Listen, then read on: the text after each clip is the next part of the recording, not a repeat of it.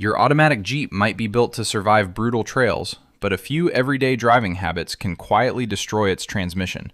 The scary part?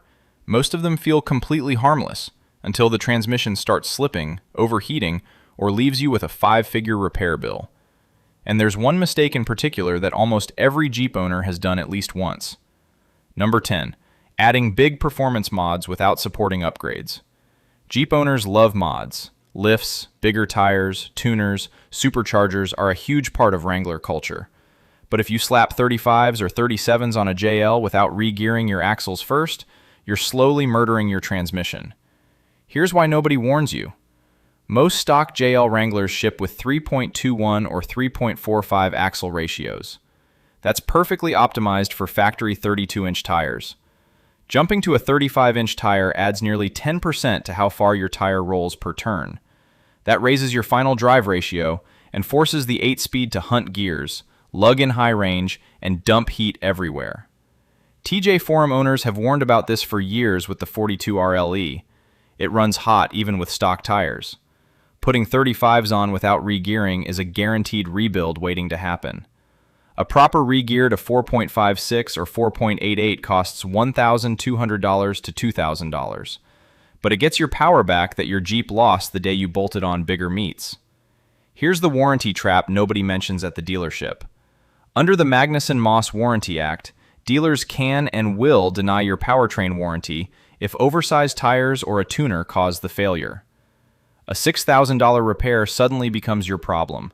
So do it right. Re-gear the axles, add a transmission cooler, and reset your speedometer for the new size. One more myth to bust here. If your Jeep has death wobble, don't let a shop upsell you transmission work. Death wobble is a suspension issue, not a transmission issue. Fix your track bar, tie rods, and ball joints. That's where the real problem lives, not inside your transmission. But mods aren't the only Jeep killer. There's a habit hurting your transmission every time you sit still in the driveway. Number 9. Letting your Jeep idle for long stretches. Idling seems totally harmless. You're just sitting there, engine barely working, air conditioning on. Actually, that's completely wrong. Long idling is one of the sneakiest killers of Jeep automatics, especially in hot climates. At idle, your oil pump is turning at its slowest possible speed. Your transmission cooler relies on airflow from the fan and fluid circulation from the pump. Both of them drop way down when you're not actually moving. Heat has nowhere to escape. Jeep owners on JL forums regularly report transmission fluid temps of 228 degrees Fahrenheit during summer climbs.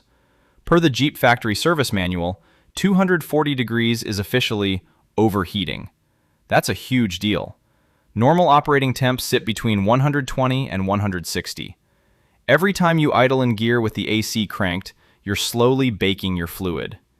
Baked fluid breaks down and stops protecting those clutches. That's how you end up with a fried NAG1 and a $5,900 replacement bill from a Mercedes-designed unit most shops won't even touch. So shut the Jeep off if you're stopped for more than a couple of minutes. If your Wrangler runs hot in traffic, add an auxiliary transmission cooler. That's a $300 upgrade that saves you a $6,000 repair.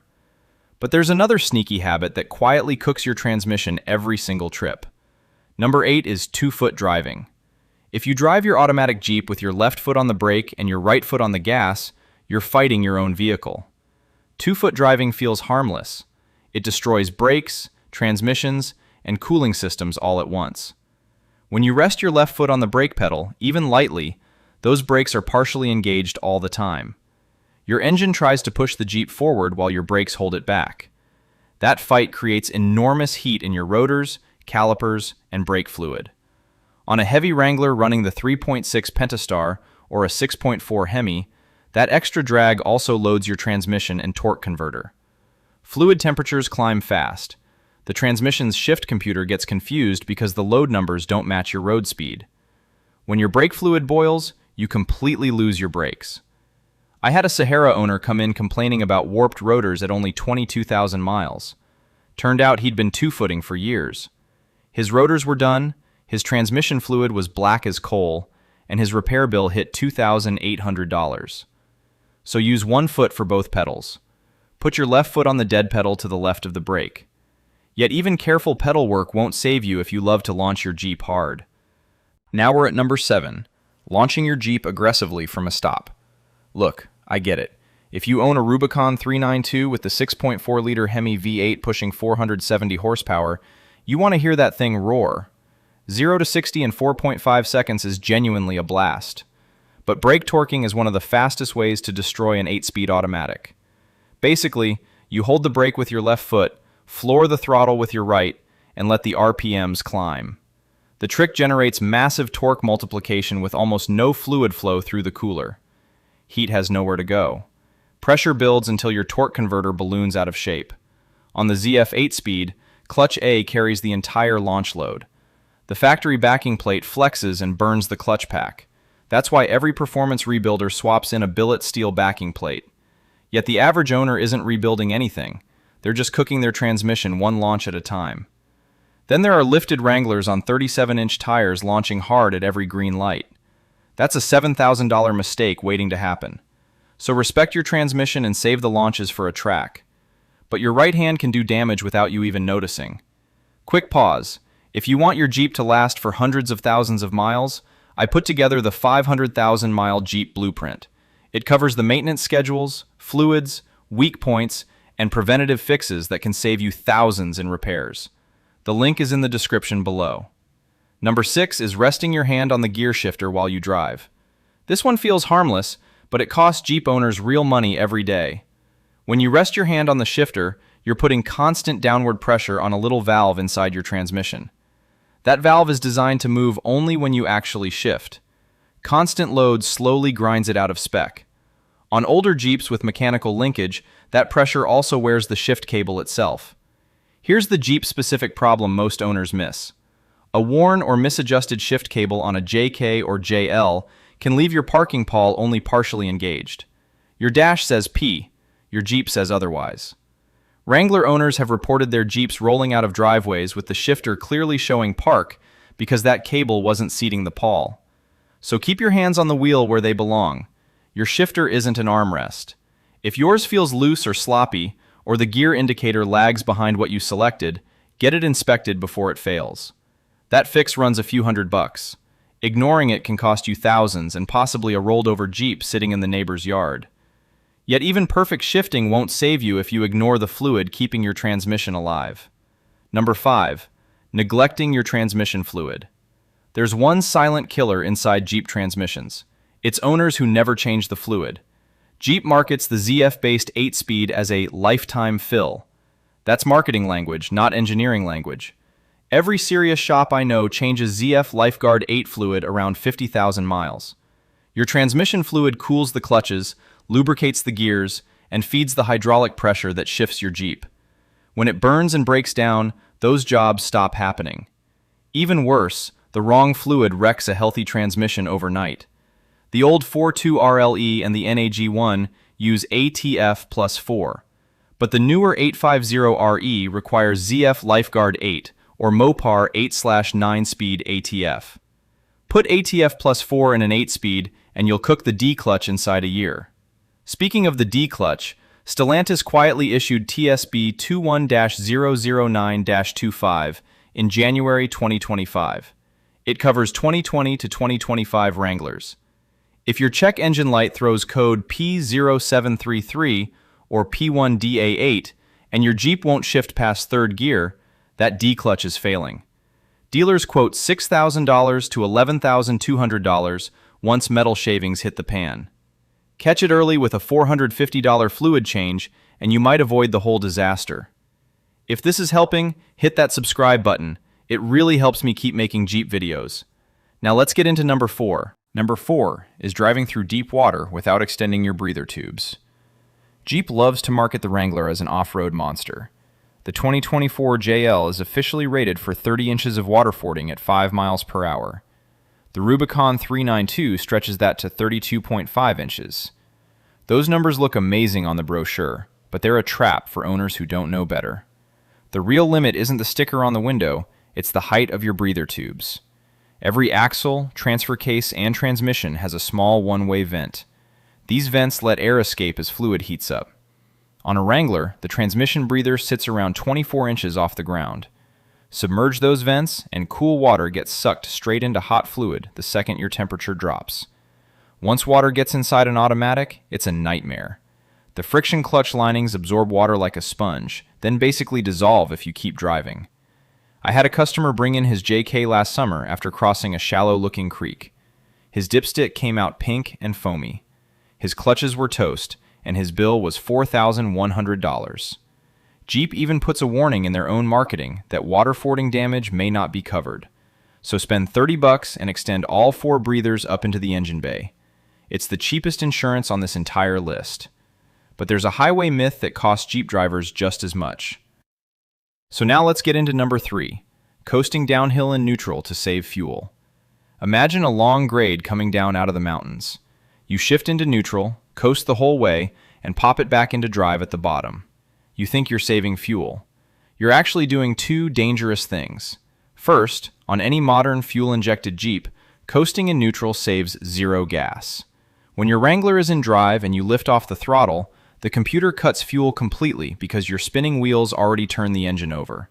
In neutral, that engine burns fuel just to idle.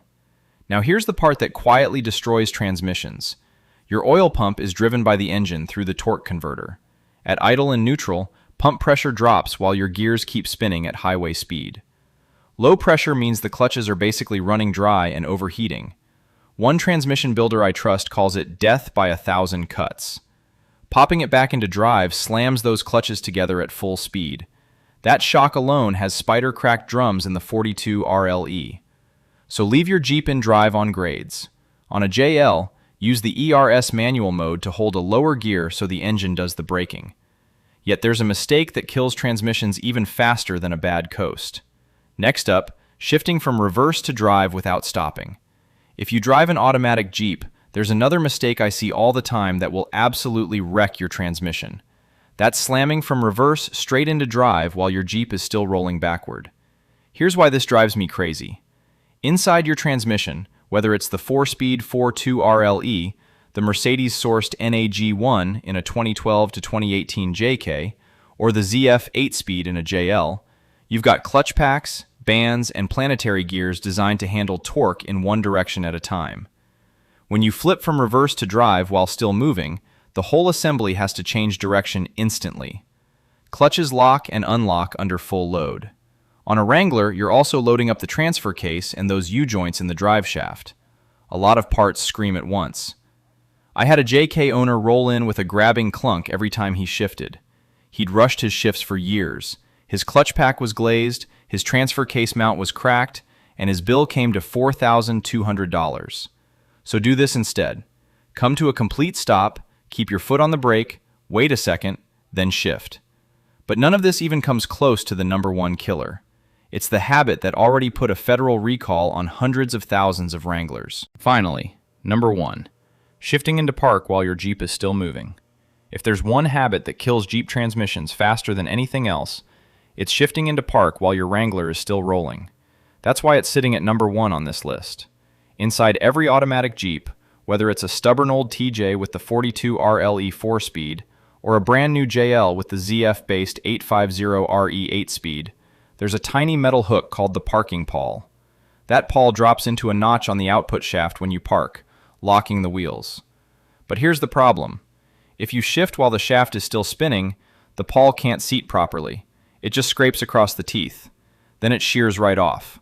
One customer rolled up with a 2018 Wrangler that literally rolled out of his driveway with the shifter in P. His pawl was gone. Jeep actually knew this was a problem long before that. Back in November 2005, Chrysler recalled 256,409 vehicles with the 4.2 RLE transmission because that park pawl anchor could fail and the Jeep might roll away without warning. That's a direct quote from NHTSA campaign 05V460000.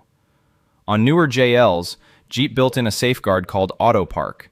It only engages under 1.2 miles per hour, so always come to a full stop, set the parking brake, then drop into park. That's how you keep your Jeep from ending up on that recall list.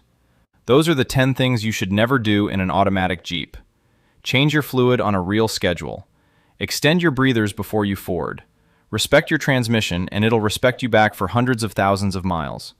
Drop a comment below telling me which mistake surprised you most. Hit that subscribe button so you never miss another Jeep video.